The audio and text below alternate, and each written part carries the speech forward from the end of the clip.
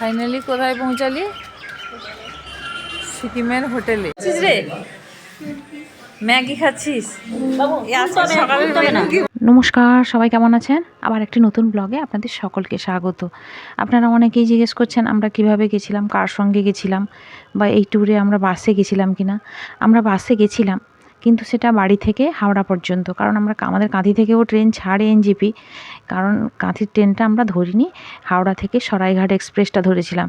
তাই এখন ঠিক 8:30 বাজে, আর আমরা মা ছেলে বেরিয়েছি। শুধু আমরা মা ছেলে যাইনি, আমাদের সঙ্গে ছিল 10 জন গ্রুপ ট্যুর ছিল।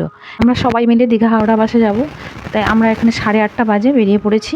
আর সবাই চলে এসছে এক জায়গায়, আমরা খড়গপুর বাইপাসে দাঁড়িয়েছি, ওখানেই বাসে সব এক হব। আর এখানে আমার বাসে উঠাও হয়ে গেছে। এই যে আমাদের বাসটা চলছে কলকাতার উদ্দেশ্যে। আমাদের কলকাতা পৌঁছাতে প্রায় 3 ঘন্টা, 3.5 ঘন্টা তো অবশ্যই লাগবে। কোনো সময় জ্যাম থাকলে 4 ঘন্টা লেগে যায়। জ্যাম তো ছিল ইলেকশনের কারণে, মাঝে রাস্তায় এই এসআইআর কারণে সব বন্ধ ডেকে দিয়েছিল, জ্যাম ছিল, তাই আমাদের পৌঁছাতে লেগে গিয়েছিলো প্রায় 4.5 ঘন্টা। আমরা পৌঁছে গেছি প্রায় কলকাতায়। এবারে পৌঁছে গিয়ে আমাদের প্রথমে সবার খিদা পেয়ে গেছে, সকাল 8টা থেকে বেরিয়েছে তো সবাই, তাই একটা হোটেলে বসে গেছি খাওয়ার জন্য। হাওড়ার হোটেলগুলো তেমন ভালো না, তবু বসে গেছি, এত খিদা পেয়েছে খাওয়ার জন্য। আর সবাই মিলে এক জায়গায় জড়ো হয়ে খাওয়া শেষ করে গল্প করছি। আমাদের ট্রেনেরও টাইম হয়ে গেছে, আবার যাচ্ছি ট্রেনে উঠতে। আমাদের ট্রেনটার নাম হচ্ছে সরাইঘাট এক্সপ্রেস। এসে আমরা যখন পৌঁছাই স্টেশনে, ট্রেন এসে কিন্তু আগে দাঁড়িয়ে আছে। আমাদের আর একটু লেট হলে হয়তো ট্রেনটা ছেড়েই দিত, কিন্তু আমরা পৌঁছে গেছি সঠিক সময়ে। এই যে ট্রেনে আমরা এখন কটা বাজে জানিস? প্রায় 12টা বাজতে যায়। আমরা প্রায় 4:45 ট্রেনে উঠেছিলাম, আর এখন 12টা বাজে। ট্রেন এখন আমাদের চলছে। ট্রেনে রাত্রেবেলা ছেলেরা সবাই মিলে অর্ডার করে খেয়ে নিয়েছে, রুটি তরকারি, কেউ বা পরোটা তরকারি অর্ডার করে খেয়ে নিয়েছে। এটা যে যার মতো করে খাওয়ার, তা সবাই খেয়ে নিয়েছে। আর আমি কিন্তু খাইনি, আমার শরীরটা ভালো লাগছে না, কারণ এতটা জার্নি একসঙ্গে হয়ে গেছে। বাসে এসেছি, ওখান থেকে রোদে, তারপরে আবার ট্রেনে। হাওড়ায় খেয়েছিলাম, ওটাই খাবারটা এখনও শরীরটা কেমন করছে, তাই আমি খাওয়া দাওয়া করিনি। আমি এখন তো প্রায় 12টা বাজে। কোন স্টেশন একটা এসছে, ছেলে বলছে বিহার, তবে আমি বুঝতে পারছি না এটা বিহার স্টেশন কিনা। আমি কোন দিক দিয়ে ট্রেন চলে যাচ্ছে কিছুই বুঝতে পারছি না। ট্রেনের মধ্যে তো আমাদের রিজার্ভেশন সিট ছিল, আমরা সবাই শুয়ে আছি, তো আমিও ক্লান্ত ছিলাম, তো আমিও ঘুমিয়ে পড়েছি। তো হঠাৎ ঘুম ভেঙে দেখলো 12টা বাজে, কিন্তু সবাই মিলে বলাবলি করছে আর 1 ঘন্টার মধ্যে আমাদের ট্রেনটা এনজেপি স্টেশনে পৌঁছে যাবে। এই এনজেপি স্টেশন থেকে আমাদের শিলিগুড়িও যাওয়া যায়, দার্জিলিংও যাওয়া যায়, এমনকি গ্যাংটকও যাওয়া যায়। এখন আমরা স্টেশনে প্রায় নেমে গেছি। স্টেশনে নেমে গিয়ে দেখতে পাচ্ছি যে আরেকটা ট্রেন পাস করলো আমাদের সাইড দিয়ে। ওই ট্রেনটাও দারুণ, পুরো বন্দে ভারতের মতো, কিন্তু বন্দে ভারত নয়, এটাও কিছু একটা এক্সপ্রেস হবে। এই ট্রেনটাও খুব ভালো ছিল। যাকগে, আমাদের ট্রেনটাও খুব ভালো ছিল মোটামুটি। আমরা কিন্তু প্রচণ্ড ভিড় ছিল, মোটামুটি ভিড় থাকলেও আমাদের তো রিজার্ভেশন সিট ছিল, আমরা পৌঁছে গেছি। আমরা স্টেশনে নেমে সবাই চা জল খাবার খাচ্ছে, দাঁড়িয়ে আছি আমরা। এনজেপি স্টেশন থেকে এখন যাব কোথায়? হোটেলে।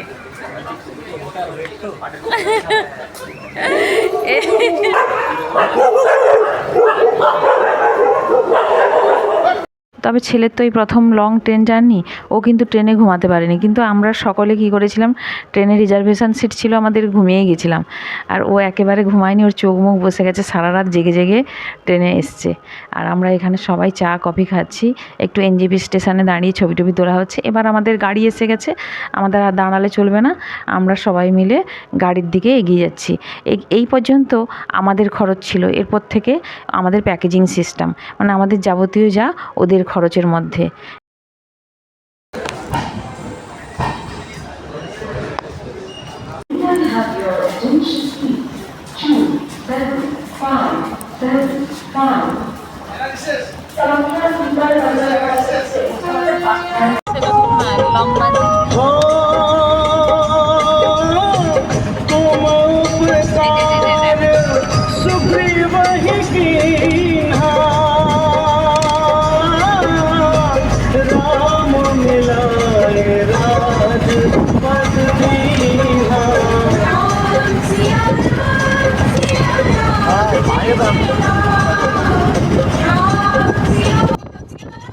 এখনও ভোরের আলো স্পষ্ট হয়নি।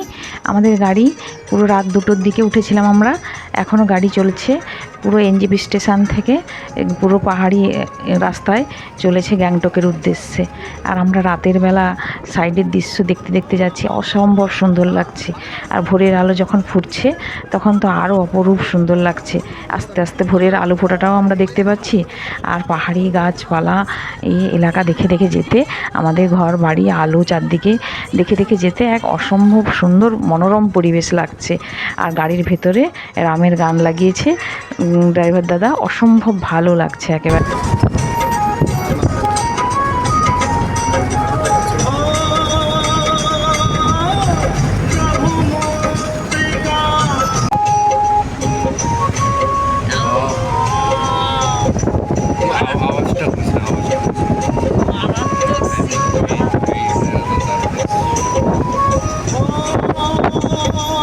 একে তো ভোরের আলো একটু একটু করে ফুটছে পাহাড়ি এলাকায় দেখতে পাচ্ছি, আর তিস্তা নদীর পাশ দিয়ে আমরা চলেছি। তিস্তা নদীটা বয়ে চলেছে আর তার পাশ দিয়েই রাস্তা, মানে অসম্ভব সুন্দর দৃশ্য। আর এই যে দেখুন একটা টানেল ক্রস করছি আমরা, এই টানেলটাও বেশ পাহাড়ি এলাকায় টানেল দেখতে খুবই ভালো লাগে। আমাদের এদিকে তো নেই সমতল ভূমিতে। আমি যখন কাশ্মীরে গেছিলাম তখন এই টানেলগুলো দেখেছিলাম, আর এখন দেখছি এত ভালো লাগছে টানেলগুলো। আর টানেলগুলো ক্রস করার পরে এই যে পুরো পাহাড় দেখা যাচ্ছে, চারিদিকে উঁচু পাহাড় দেখা যাচ্ছে। এই আমরা পৌঁছে গেছি এখন হোটেলের সামনে, এটাই হচ্ছে আমাদের হোটেল। হোটেলের সামনে সবাই নামছি, এতক্ষণ ধরে জার্নি করেছি তো সবার একবারে কোমর ধরে গেছে। এই যে নামছি আমরা একে একে করে, আর মানে সোজা হয়ে যেন দাঁড়াতে পারছি না, এত টানা জার্নি। এই যে হোটেলের চারপাশে পরিবেশটা, এটা হচ্ছে আমরা গ্যাংটকে পৌঁছালাম এই মাত্র হোটেলে। হোটেল থেকে লাগেজগুলোও নামানো হচ্ছে, লাগেজগুলো এক একে করে উপর থেকে ড্রাইভার দাদা নামিয়ে দিচ্ছে, নিচে এক একজন করে ধরেছে। সবারই তো বেশি বেশি লাগেজ, কারণ ঠান্ডার জায়গায় এসেছি। এই যে আমরা ফ্রেশ হয়ে চলে এসেছি আমাদের হোটেলে, আমাদের জন্য ম্যাগি করে দিয়েছে। এই পাহাড়ি এলাকায় ম্যাগিও এখানে প্রচুর দাম, একটা ম্যাগি মনে হচ্ছে 50 টাকা করে মনে হচ্ছে। আমি অবশ্য বিল করিনি, ওটা ওদেরই প্যাকেজের মধ্যে পড়ে। আমাদের সবার জন্যই ম্যাগি করে দিয়েছেন। আমি কোনোদিন ম্যাগি খাই না, আর এখানে এসে প্রথমবার আমাকে ম্যাগি খেতে হচ্ছে। যাকে এবার আমরা বেরাবো 7টার সময়।